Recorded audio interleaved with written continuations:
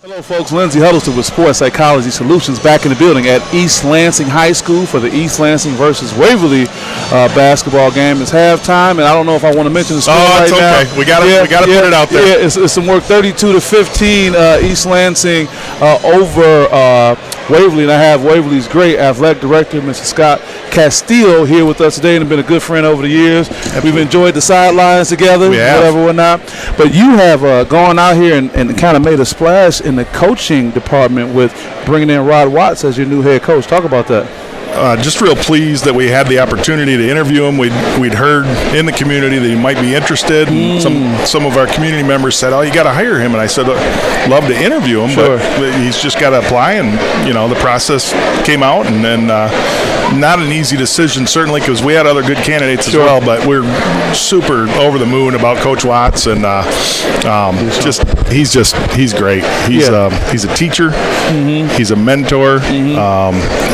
Just when I show up at practice, and I haven't been at a lot yet, but just watching the young men focus on him at 9 o'clock at night when they had a long day of class, and they've got other stuff on their mind, but it's basketball when he's got them, and it's teaching them to be men. Right, so that's important. Absolutely. How is it when you transition a program when you've had a long-standing coach, and Coach Fields who's been there? I can't even say how many seasons. Well, I think he was the head coach at least 14, but 25 in the building, and he's still in the building. So. Oh, that's great. Yep. How is it when you transition from such a name or a personality or a certain coach's culture, if you will? Yeah, I think every situation is different, just like every coach is different. It's no two things look alike, and nothing's perfect, nothing's smooth. There's going to be some pushback from the young men or young women if we're talking about the girls' side, but there's a getting to know you phase, and we're still in that. But there's also there's newness that's great, and there's newness that you notice we only have 11 young men on the team. Now we had 40 that tried out, and he didn't make any cuts, so that says a lot right there. So basically, they cut themselves. To be a part of this team, you had to work hard, and some of those individuals chose not to do it, but those 11 we're really proud are here, are doing a good job in the classroom. So that transition is new. I think just with Coach, he's a graduate of Waverly, but it was a long time ago, so he's getting to know the school dynamic, me as an athletic director, our climate.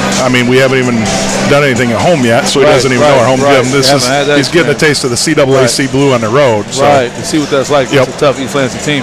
Now, let's talk about you as an athletic director. Like I said, we've kind of spent more time on the field together at the events, out and about. Sure. You seem to be very grounded, and I think there's a sense of pride beyond that, as it should be. What's unique about your approach as an AD that you're there at all events as opposed to hold up in the office a little bit, delegating as opposed to being on the ground? Well, I think my philosophy is certainly I want to connect with our kids and our coaches as much as I can. And sometimes the job allows you to do a great job with that, and sometimes it doesn't. Sometimes I'm in that office a little more than I want to be. For instance, we're losing a secretary. This week I've had to be in the office a little more than at lunch duty or some other things. Cuts, huh?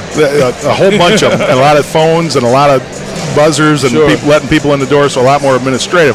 But when things are going smooth and the machine's moving, my philosophy is I want to connect with the kids, I want to connect with the coaches. That it doesn't always happen perfect. November was a great month because there's not a lot of late night stuff. So had a good chance to get out and just see things developing on a new team and finishing up with the old.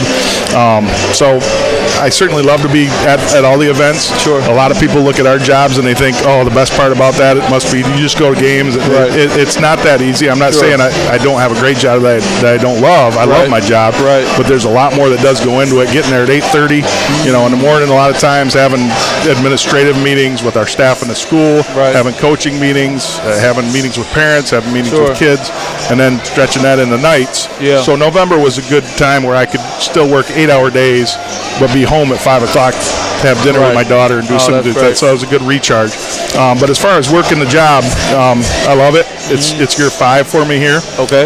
Really enjoying that. We're seeing some things on the staff that I wanted to put in place, but we got a lot more to do. We got a lot more to do with facilities. We got a lot more to do with people, and it's an always changing thing. But I love it. I do. You seem to be on an upward trajectory with that. Now, a second ago, you talked about actually connecting with the students, and that's one thing I've been talking about, and you and I have talked about from a mental toughness standpoint, but also the mental health. And, you know, when we went through school, there may have been mental health issues, but they weren't even addressed. People didn't talk about it. Yep. What would you say is the status of things, not necessarily just at Waverly or at East Lansing or even in the state of Michigan, but just overall from a generational standpoint? What do you see? I see social media being about 50-50. I see there being a lot of good, but a lot of bad too. Every problem is out there. Every complaint that can be made is made. And sometimes those things need to be aired, and sometimes they may not be able, or they may not be needed to be aired. The element of right now, that remote control in everybody's hand, of parents thinking right away their voice is heard, communication being just instant. It's good and bad. It's different. It's certainly way different than us growing up. But there are good things that come out of it, that come out of the technology, and that come out of those things. But I think we're still, as a society, kind of learning to deal with it. I mean, I think about phones driving and transportation, how that's changed those things. So I think there needs to be some more rules in place. Schools are all different, all over the board on whether you allow them in class or not, because they can be a great tool. When I was a fifth grade teacher, they were a great tool when technology was just coming, but you better get a hold of it quickly, or else it can take over. You make a good point when you talk about rules. Us being in Lansing, the capital city, you see the Capitol, you see the legislators all around.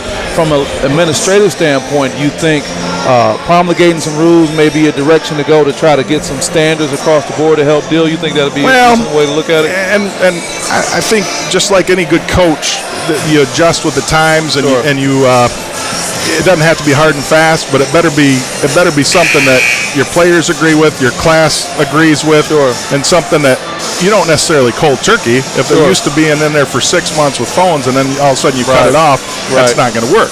Parents rely a lot on those things too. So I think you work your way in with the standard.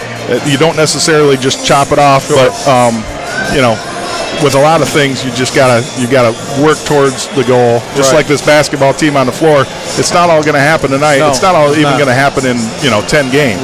We're going to be a different looking team week or game 2 than we are game 18. And I talked to Ray Mitchell earlier, and he was saying the same thing about his team. He doesn't have the expectation for them to be great right there. But talking about those resources, I want to share a few resources. They're going to come up on the screen that help with dealing with the issues of not only mental toughness, but the mental health aspect. Now, the National Suicide Prevention Lifeline, there's a number, 1-800-273-8255 or 1-800-273-TALK, T-A-L-K. But what I found interesting, Scott, there's a crisis text line where you can text 741-741. I think that's more of a practical tool now, because that's what everyone is doing. Absolutely. I mean, when's the last time you seen a young person pick up their phone for a phone call? They'll text, to say bring me dinner, and they're right there in the room with you, So I just want to put that out there, and I just want to thank you for your leadership, what you're doing at Waverly, the energy is there. I want to thank you for always receiving me to be a part of that family, and I appreciate that. Enjoy it. And this game is getting started, so maybe Coach Watts had a great halftime speech, and we just want to compete. They're going to keep playing hard. I know that. I know that. That's going to be it. Anything you want to say to sign off to the Waverly faithful, the Julian Dardens of the world as they walk past? Oh, he's the man. We got so many good people in Waverly, in our conference, and like you said, in the capital area. I just enjoy it. I appreciate everybody that comes out and supports high school sports, just paying the $5 to get in, or even if they've got a league pass because they've been part of helping us. Just want to say thank you to that. I love it when parents interact with me. I love it when the kids interact with me. Especially love it when we get that positive energy. So we got a Facebook page, Waverly Warriors Athletics. We'll make sure we put that up. Yep, and love followers on there, whether you're from our school or somewhere else. And we hope people interact with us there positively and with constructive criticism as well. We enjoy that. Well, for the record, Scott's not a little guy, so if you got a problem with him, be careful how you put that out there. But he's a great guy, no doubt. Scott Casteele, great athletic director over at Waverly High School. We're going to get back to this game, and we'll be talking to you guys soon.